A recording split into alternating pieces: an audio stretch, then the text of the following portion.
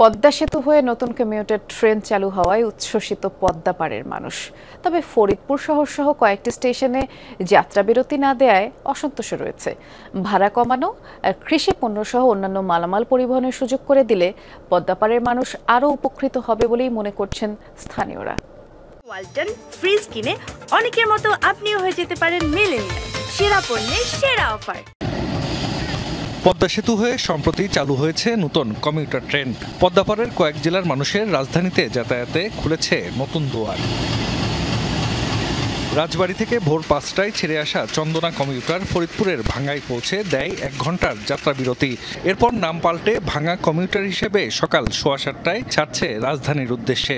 মাঝে মাদারীপুরের শিবচর ও পদ্মা এবং মুন্সিগঞ্জের মাওয়া স্টেশনে ট্রেনটি যাত্রা বিরতি নেয়। সকাল ৯টার আগেই কমলাপুর স্টেশনে পৌঁছাচ্ছে ভাঙ্গা কমিউটার।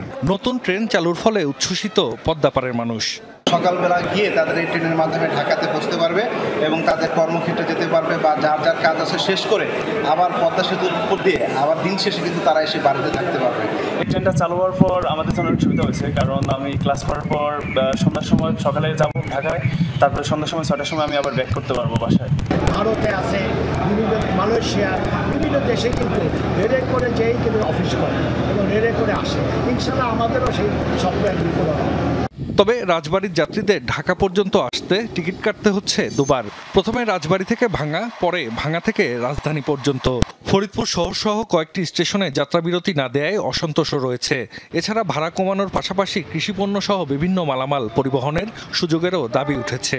ট্রেনে যে ভাড়া 205 টাকা করা হয়েছে, তো আমার মনে হয় বেশি হয়েছে।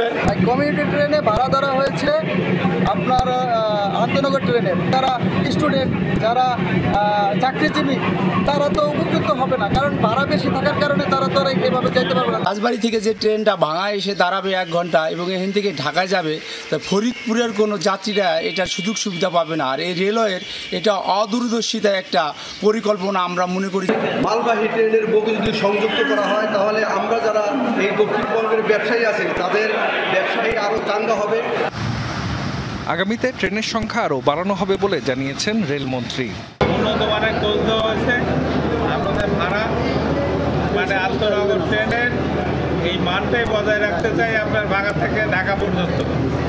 তো কাজেই এটা আমার মনে হয় খুব একটা অসুবিধা হবে না। নতুন চালু হওয়া কমিউটার ট্রেন শুক্রবার বাদে সপ্তাহে 6 দিন চালু থাকছে। জাহিদ হাসান, যমুনা নিউজ।